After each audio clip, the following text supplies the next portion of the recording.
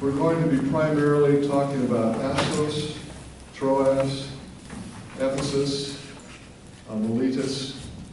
Those are the primary ones that we're going to be talking about. And Paul's travels actually took him a number of places, but these are the cities that he hit the most. These were cities that he launched from the most, and so we're going to talk about them. So I'm going to ask Ed if he would get the lights. Is everybody seated? I always like the word that. Okay, and I'm just going to go over here. Is Ephesus as poetic as the sound of it?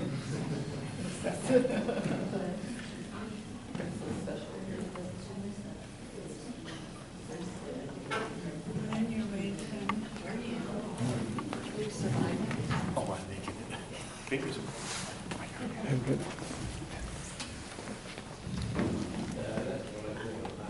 Okay. Now, Assos is located where the star is. You can see up in the northwest corner of Turkey. And you also see where Troas is. It's very close to it. The reason why Assos is so significant is that Paul chose to travel from Troas to Assos on foot, while many of his companions during his particular third journey traveled from Troas by boat to Assos. There are a lot of theories concerning why he did that. That he wanted to talk along the way, he wanted some unfinished business with the people that he was training and talking to. And some thought that it was even more dangerous at that time of year to go around the point to Assos like his comrades did. But there's been a very significant theory that I think is probably right. As you remember, these were the times where in Ephesus and in other places that it was being prophesied that Paul would be in chains, that Paul would be bound and arrested. And there were a lot of prophecies concerning that. And Paul, on his way to Assos, decided to take the walking route. You can imagine that Paul was at the height of his ministry. This was his third missionary journey. He had established churches along the way. They were doing quite well. He still felt that he had more to give, more to do. And yet all these prophecies came telling him that indeed he was going to be bound and arrested. And knowing that he was going to be arrested for a Roman citizen, a free Roman citizen at that, to be arrested, that was quite a thought that he had in his mind. And you could almost say that his walk from Troas to Assos was sort of his Gethsemane. He needed to be with God. He needed some time by himself, and I think this was the time that he had by himself as he walked that route, and just probably asking the Lord a lot of questions about what was going to happen and how this was all being guided, and probably arguing to the fact that he was at the top of his form, and yet God had other plans for him. So that lonely road from Assos, Troas to Assos, I believe that Paul was thinking and praying as he went. Now, Assos is, like many other cities, had an acropolis, and on the top of the acropolis is a temple to one of the gods, and this happens to be the temple of Athena. And this is what's left of it on the top of the acropolis here. Now here is down below where you see part of the seaport of Assos. Much of it has been silted in, but just down below this point, the residents of the area have sort of constructed a makeshift seaport so that they can have harborage and get their boats in and out. Again, the temple of Athena.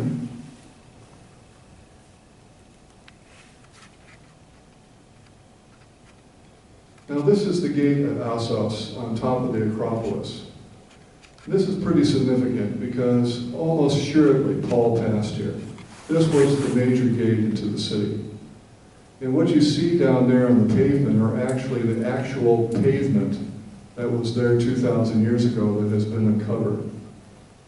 And so Paul would have walked this route to gain access into the city. And here's looking at it from the other side.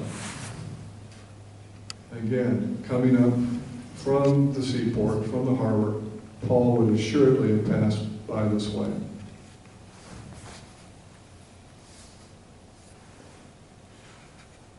In the scripture of Miletus, we have from Miletus, Paul sent to Ephesus for the elders of the church. And of course, this was during his third missionary journey. He knew that he was going to be bound, as I said before, and he knew that he would probably not see the Ephesian elders ever again. Ephesus was a major point of ministry for Paul, and was his starting point of many, was his home base, actually, for his ministry. And so he knew the Ephesus elders really very well. And so here in Acts chapter 20, we find that he's calling them together for the last time, and they're coming down to Miletus. You can see in this map where Miletus is. It's down in the southwest corner, and not far from Ephesus. Miletus was a major port as well.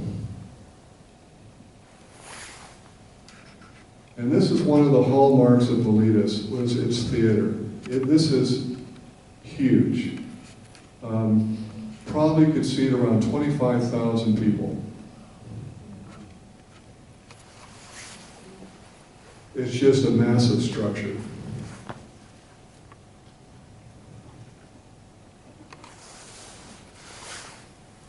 And there's the inside of it. The Romans, yes, they would have built this. This was in their job description.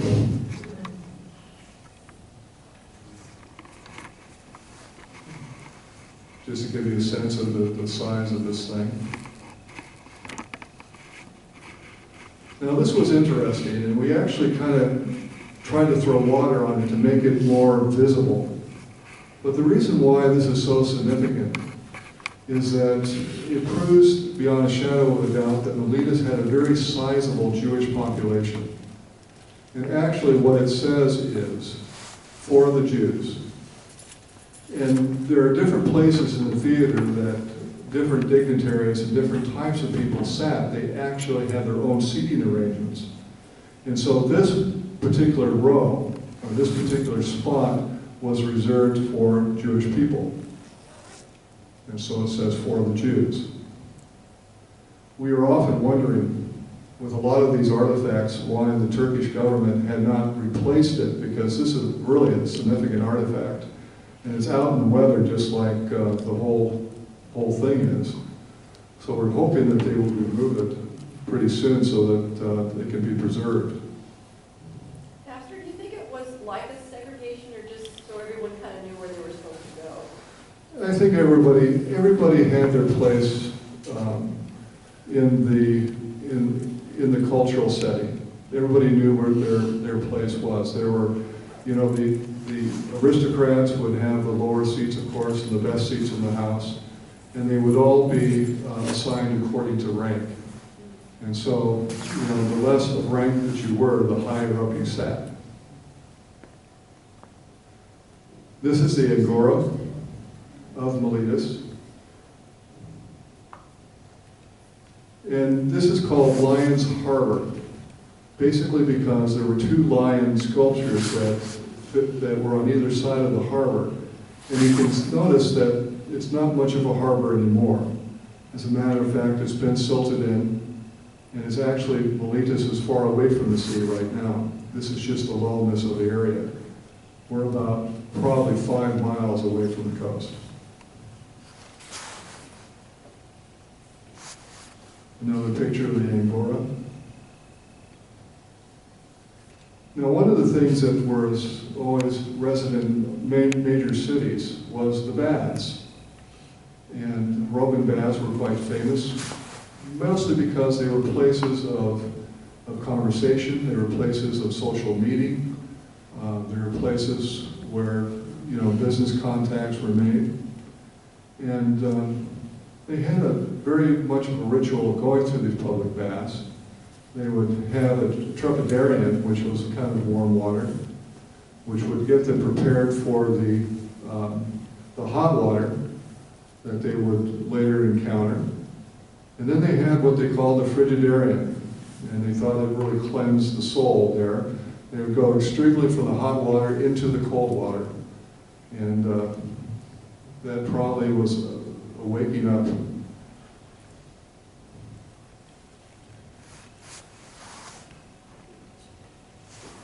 Now in Troas, now when I arrived in Troas, proclaimed the gospel of Christ. And Paul said that in 2 Corinthians as he wrote to them. Troas was a major stopping off point and embarking point for many of the places, not only in Europe, but also in Asia Minor. It was a major seaport, and if you know about Paul, you know that at Troas, a very important facet of his life occurred there. It was there that he had a dream. He had gone to Troas because he had nowhere else to go. As you may have heard me say a couple sessions ago, that he tried to go to Bithynia and could not, tried to go to Pontus and could not because the Spirit forbade him to do so. We are not really sure how the Spirit guided him to do so, but he felt that he needed to go to Troas, which was a major seaport at that time. And so he went to Troas, and he had a dream when he was at Troas. And the dream was of a Macedonian man who was beckoning to come to Europe, to come to Greece, come to Macedonia and help them. And he felt that was the Spirit's leading for him to go to Europe from Asia Minor.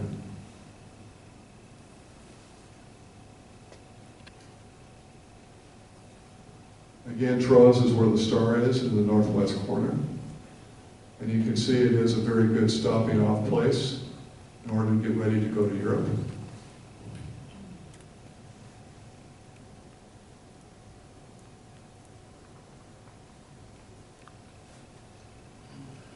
And what you see there is all that is left of the great seaport of Troas. Just those pillars.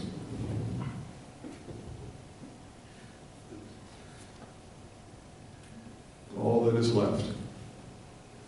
And you have to remember that Troas was a major seaport. It was one of the major ones of the empire. What changed it? Well, the question was asked, what changed it? A lot of times, commercial ventures went elsewhere. They had a lot of wars. A lot of wars. And I'm not really sure what was the primary thing that pitted its downfall. Sometimes an earthquake too will mess us. And earthquakes were also there as well, yeah. If you can imagine a city here, and Troas has not been excavated, so this is kind of an unexcavated part of Troas. If you can imagine a city of thousands and thousands of people just going forth from this spot.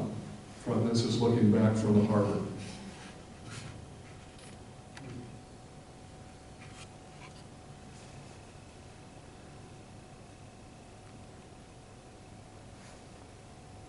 This is another bathhouse.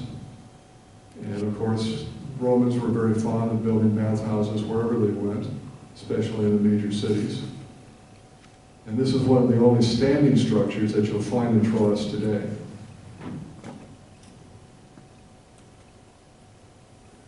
How would you like to be that guy? I'm not sure that I would want to be up there. Well, you'd hate to have it fall on your way to go, whoops. Yeah. Well, you don't want to be part of the ruins, that's for sure.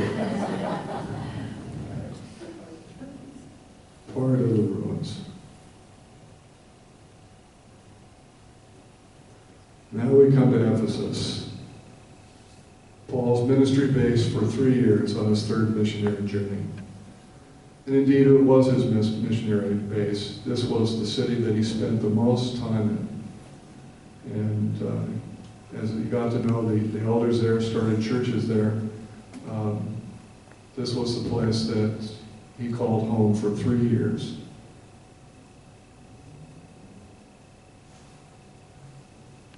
Ephesus is where the star is. Kind of look to the south center.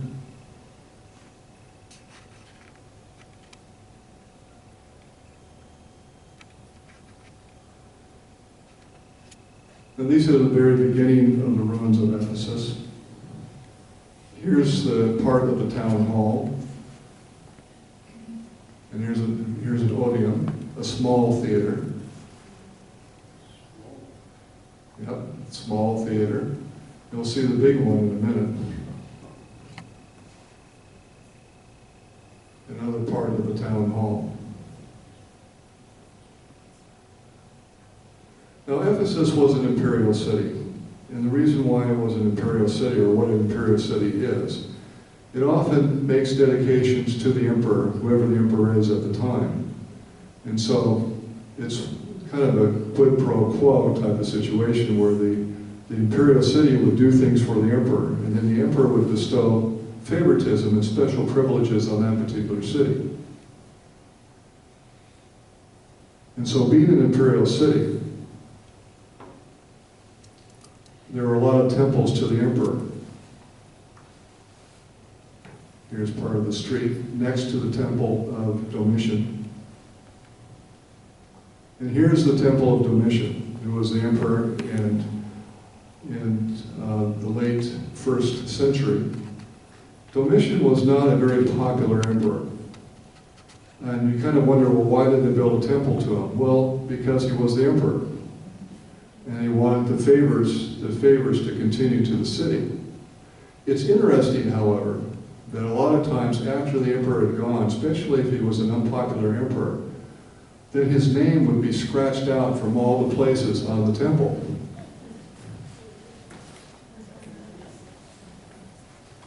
So Domitian wasn't very popular at all, and so after he died, his name was erased.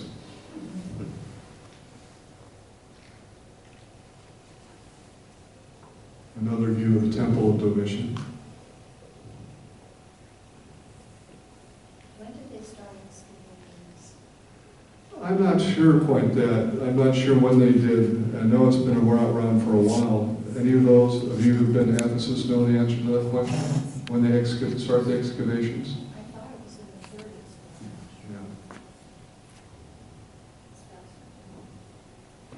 Yeah.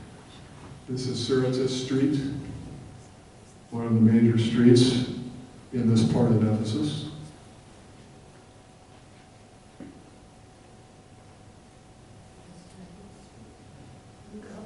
This is the Temple of Hadrian, which would not have been here when Paul was there. This was actually built in the 2nd century.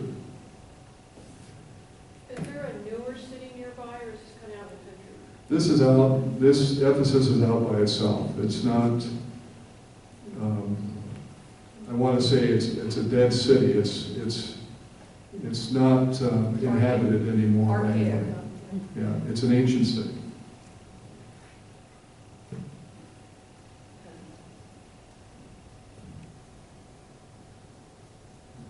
And here's one of the most famous parts of Ephesus, the Library of Celsus.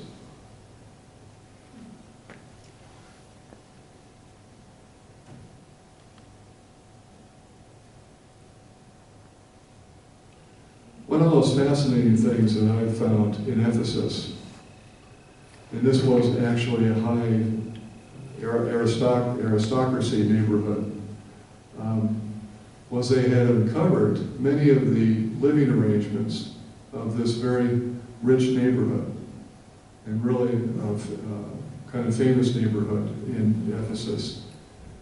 And you're allowed to go in and look at this. They've provided walkways so that you can do so. But I found just in the ruins how marvelous the frescoes and the mosaics are.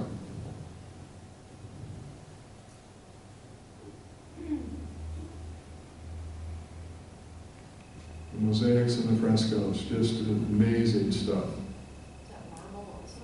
Yes, it is. It is marble. Again, this is a high-end neighborhood. Most of the people in Ephesus would not live like this. Many people who lived in the cities actually shared houses. And they weren't wealthy enough to own houses of their own, and so many of the people shared houses and shared rooms. What is that object, your objects up in the upper right-hand corner? Is that a roadway of some kind? Oh, that's in the upper right-hand corner? Yes. Oh, that's just a Is it a wall? stairway, a walkway, yeah, that they've put in so that you could see all the ruins. I see. Another view of the Library of Celsus. The library probably held, according to what we know from ancient sources, the library probably held over 12,000 documents. And the documents were scrolls. 12,000 scrolls.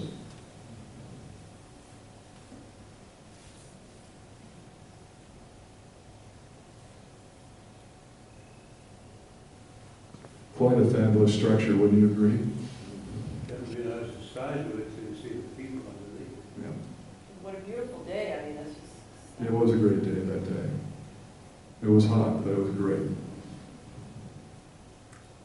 But isn't it getting worn out by the thousands of tourists coming on? Well, I suppose that there are wear concerns, but you know, it is marble, and there's probably worn spaces, but you know, it's one of the things about having this type of archaeological site open to the public. What makes it so unique is that you can actually walk among it and almost be a part of it in one way. You actually kind of feel that, you know, you're part of the city. Did Paul have lived in the city or what? Yes, you would. You would have lived in the city. Yep, and he would have applied his trade as a tent maker. It was sort of interesting, right near the Library of Celsus, they found a plaque alluding to an auditorium called Tyrannus. Now, if you've read Acts, you know that the Hall of Tyrannus was an auditorium that Paul argued in quite often. Many times the auditoriums would be rented, and so that you would come and you could talk and argue, debate. And it says that Paul did many debates, many proclamations in that Hall of Tyrannus. And that plaque was found right near here.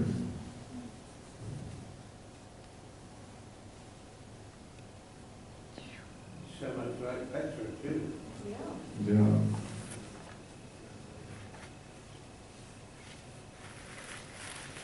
And I think they did a great, beautiful job of reconstruction here.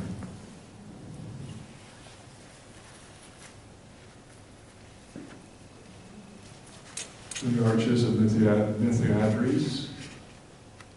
Do you recall what the charge was approximately for this place to be found? You know, I don't know the answer to that question. Well, it was All our just like- tickets were bought for us, so. Yeah, I was just curious if it'd be something like $12 or $30. Interesting.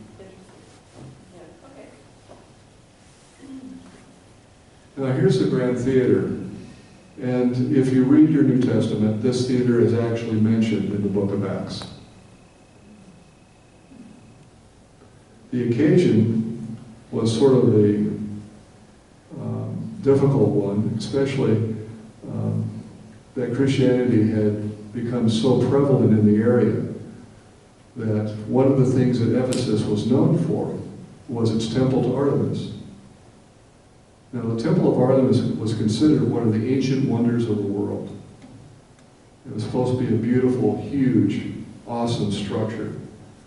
And so Ephesus was the center of Artemis worship, or in the Roman field, Diana.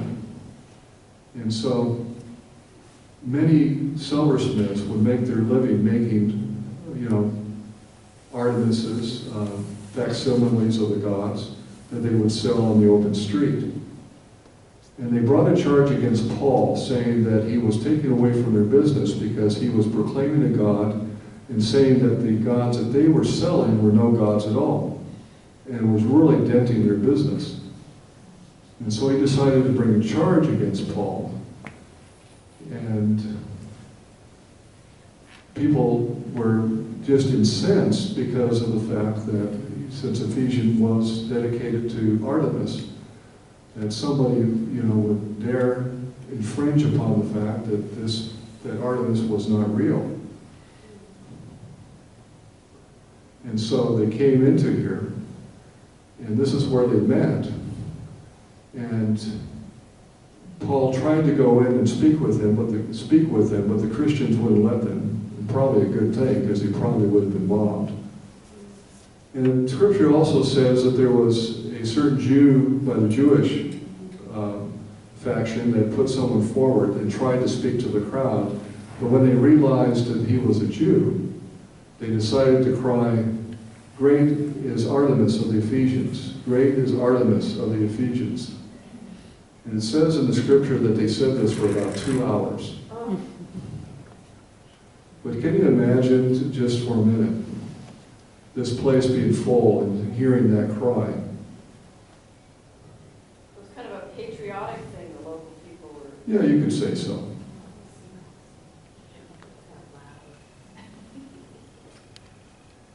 But you can just imagine what the thousands of people that were there shouting this, what it would sound like.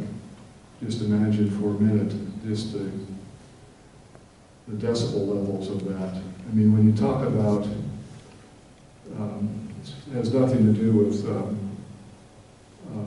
stadiums around, football stadiums around, but these were perfect for sound, so this would have been heard for miles around. 12 million. Well, this to me shows, how powerful it was, his work, but also for people that became Christians and then started experiencing miracles or prophecy. I'm thinking that those two things alone were really helpful. Well, yeah, the scripture also says that oftentimes linens that would touch Paul and were touched by those who needed to be healed were healed. So some very powerful things were going on, and people were being witnessed to. Right. So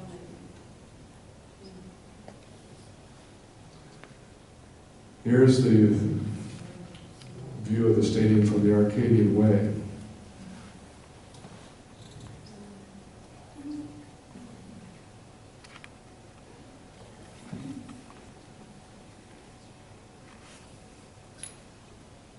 Here's the Arcadian Way from the theater itself. And this would have been a major route from the seaport. Ephesus used to be a major seaport, and the river nearby was the major cause of its silting in. And it was interesting, we got to look at many inscriptions that were, that not many people can take a look at.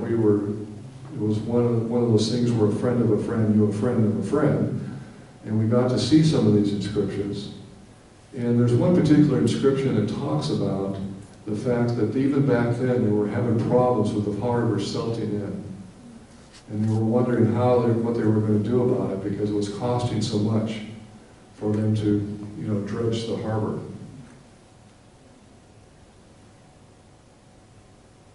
But we're about a couple miles away from the sea at this point. So the ancient harbor has been completely silted in.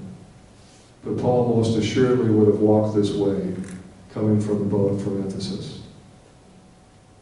Are there graveyards around this? There are.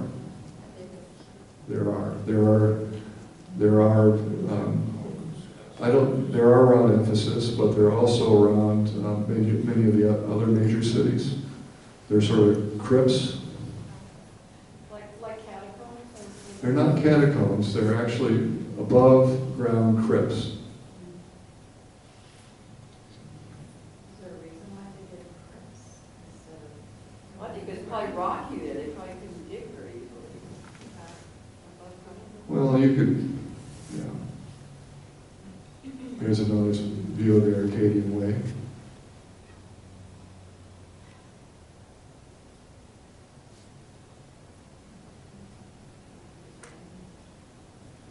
We're going to take a little side trip here. And even though we're talking about Paul, there is another apostle that made his home here and made his home base here in Ephesus. Does anybody know what other apostle made his home base here? John. It was John. That's exactly right. And this is St. John's Church.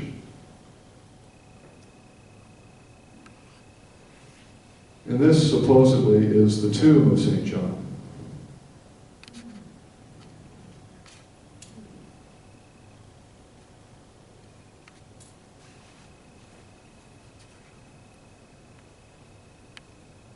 Does anybody know what this is? Baptismal. Bath. Well, it's actually a baptismal font. Well, we saw it earlier. Yeah. Yeah, it's in a cruciform shape. But I want you to notice, you can see them in the top part of the cross. Do you see the steps downward? There was a very neat analogy to the death and resurrection of Jesus Christ using this sort of baptismal font. Because many of them, as you know, in the baptismal theology, we're identifying with Christ in his death and then rising to new life with Christ in his resurrection. And we all identify that in our baptisms. And so the person, the candidate, would step down into the water, and oftentimes he would face the setting sun. And as he went down to the water facing the setting sun, he would acknowledge that this was his old life now dying. And then when he went in, and whether he was poured over or immersed, both probably happened here, then he would come out the other end with a new life. And he would face the east of the rising sun, saying that a new dawn, a new era of his life had begun, or he or she's life had begun. And so they were stepping into death, and then they were rising to life eternal and identifying with Jesus. You'll find many churches in the area, especially in Asia Minor, that are in an octagon shape. Even our baptismal font here in this church is in an octagon shape. Does anybody know why the octagon? The 8th day. You got it. It's the 8th day, the resurrection day of Christ. And so the octagon was a symbolism of the new life that is lived in one's belief in Jesus Christ and identifying with the death and resurrection of Jesus.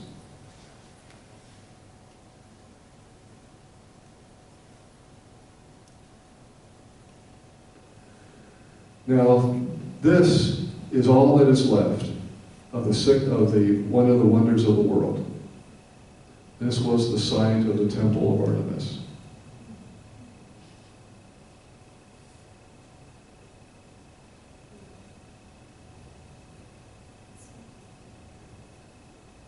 All that is left.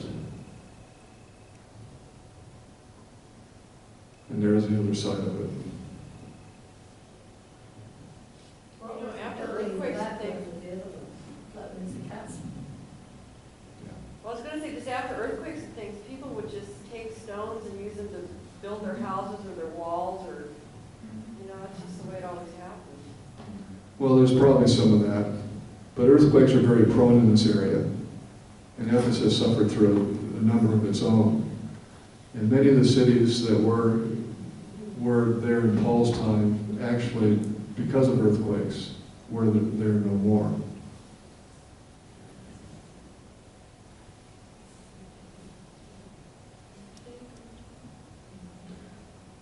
Well, this is the end of the slideshow here. Just to say that Paul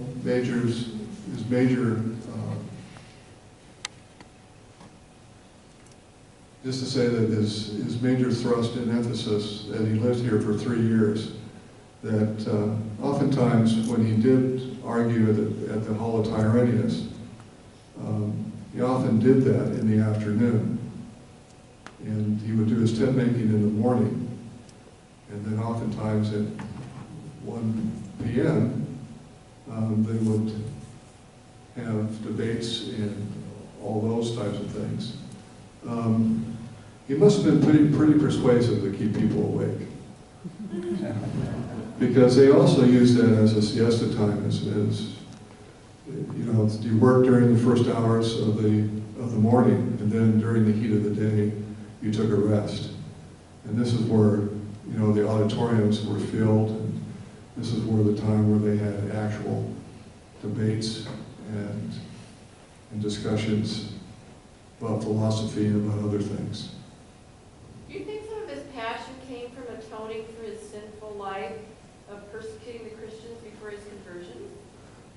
Can you say the question again? What I'm saying again is, I'm really understanding this man through your story, but I'm thinking his passion and his energy when you're saying in the middle of the heat of the day, I feel is coming partly from him atoning for his persecution of the Christians before his conversion. You know, he's so proud and grateful for his gift that it's just this passion this man has, Well, the energy. I think Paul was very cognizant of the fact that he had persecuted Christians. Oftentimes, when he talks about himself, he says that he's the first sinner. Christ died to save men and women from their sins, in which I'm the firstmost sinner. And so he was very, very aware of that. And I do think, though, that the reason was that he didn't want to atone for his sins. I think the actual reason was much more deeper than that. He was so grateful that God had brought him to the place where he was, that the actual grace that he experienced was so marvelous that he was compelled to proclaim it and to share it. And the very fact that this very grace, this love of God, had come into his life in such a powerful way, he wanted to thank God by using his life, not because he owed something, not something that he could pay back, but something that he really felt deeply about because of the grace that God had shown him. I think that's very wise. I think I agree. Thank you for that understanding. It's excellent. And I think here's where you could probably have the key to Paul's passion in all of this. Why he wanted to travel so much, why he did everything and proclaimed such a marvelous gospel, because he believed in it, and because he had been the one that had been redeemed by it. And when he has that sort of stake, when you have that sort of experience, the fact that God has become real to you in such a way that you want to spend your life in gratitude, in anything that you could do to share the good news, to share that the kingdom of God has come, and to share it with people. And oftentimes, as I said before, he would go to the synagogues, and he knew that he was preaching to more than just the Jewish people that were there, as he knew that there were God-fearers, or Gentiles would also listen. And many times, those churches would form from those God-fearers, from those people who actually heard him and listened to him. It's interesting, too, that I did mention this at Troas, that in Acts we have a very peculiar occurrence. We actually know that Luke joined Paul in Troas. It's sort of interesting because we're celebrating Luke's feast day this week. But Luke was a traveling companion of Paul. And we actually can tell that he probably joined at Troas because of the difference in pronoun. We have, he's looking at it from a distance in the first, kind of 15, 16 chapters of the book of Acts. And then he's turning it to, we did these things. We did this, and we went there. We went everywhere. And so that little change in in person kind of denotes the fact that he was actually there witnessing these things. And many of you know, of course, that Luke wrote the book of Acts as well as his gospel. Any other questions? I have one. Yes. I'm trying to figure out, was Turkey, like the United States and all these other places, Ephesus and all those were the states? I'm sorry, Marge, I didn't hear that. Yeah, I'll come over there. Turkey, was it like the United States and all these other places were the states? You know, the part of the whole, I don't figure out Turkey. Well, Turkey is actually divided into geographical regions. They're not particular states, but they're geographical regions. Yeah, well, that would. Yeah. And What was it called then? That general area? well, basically, it's always been called sort of Asia Minor.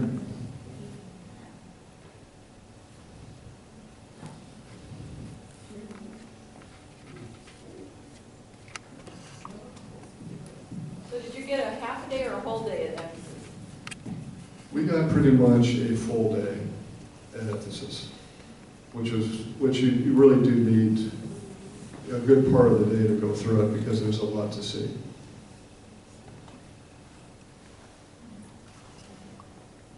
What did you eat? In Barcelona. Did you take it with you or did you there all day? No, we ate at we had 2 meals at local restaurants in local places. Before you walked into Right. So we had a good meal before we did that. there were no golden arches there. Well, actually, the first thing, you know, I have to say though, the first thing that I saw in Turkey was a Burger King. Yes. What major city is Ephesus near? I mean, what's the closest city today near Ephesus? I want to say, Gary can help me out on this, Kudasi.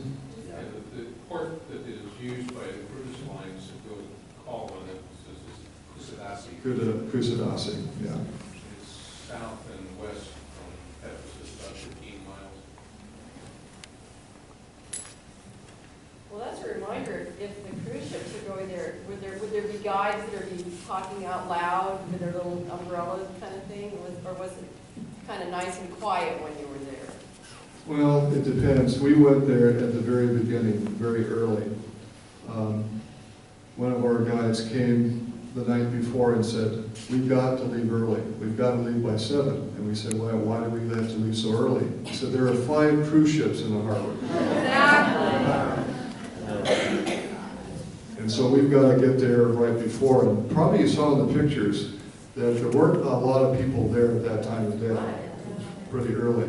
But it was kind of interesting. We were at the Library of Celsus, and as we looked back up, we could see this wall of humanity coming back down. The cruise ships had just let out, and they were just coming down the walkway. And it was something. So I guess I was a little clairvoyant there in discussing that. It's funny. Well, they just knew it would be crowded, you Yeah. know, with that many cruise ships that were in the harbor. Good job. Any other questions or comments?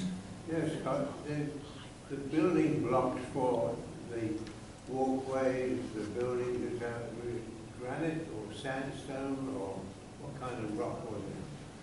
Well, mostly what I saw was actually marble. And that was probably the rock of choice. But there could have been other building stones as well. But what I saw was mostly marble.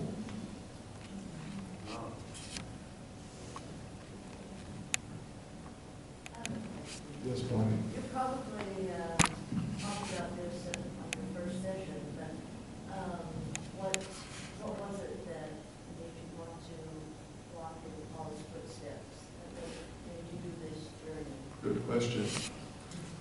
Well, I'd always been fascinated with Paul and his walk of faith. As I said, the grace and passion that he felt about all of this, about his own faith journey, was pretty powerful. And I wanted to see where he had been and why he had been there. It was marvelous having a touchstone, especially in the places where you knew that he had to walk, places where you knew that he had to be. And just being able to have that touchstone was sort of an amazing part for me. Actually, a lot of times when you read Acts or read the New Testament, you read it, but you don't have an opportunity to experience it. And to actually experience some of these cities and see them was an amazing part for me. Was he actually seeking out mainly Jewish communities?